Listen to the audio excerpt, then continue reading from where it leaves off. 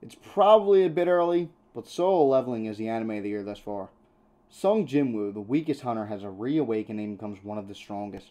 10 years ago, portals opened up all across the world, and select humans were blessed with supernatural abilities in order to protect the world from the monsters that dwell in the dungeons.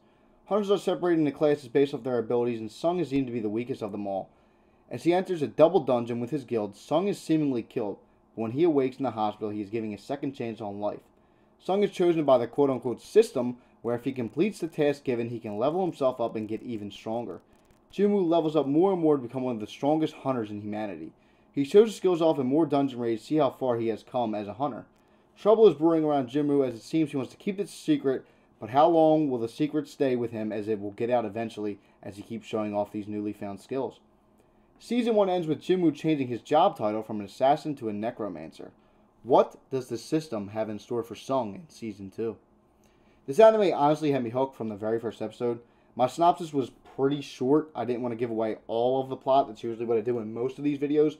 But that's pretty much a kind of rough, telling of it so far. Without giving away a lot that happens to Sung and stuff like that, just know that he is a weak hunter.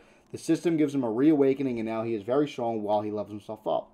It's only one season right now, so it's short watch. It was only 13 episodes, but episode 7.5 is just a recap. So it's really only 12 episodes.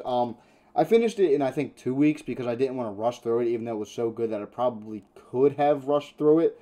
But, it has amazing art, solid animation, and it's just overall just fantastic.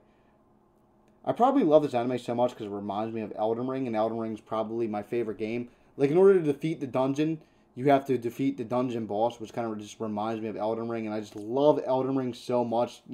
Sung defeats the boss and he can level up, so it's like you get the runes and you level up, but he gets skill points and levels up, so, the connection is kind of there. I mean, I'm probably not the only one that sees it, but damn, man, it's good.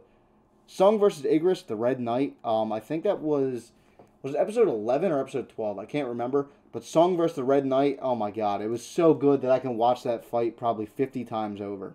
I have no idea where the anime is heading in the future, but I'm hooked, man.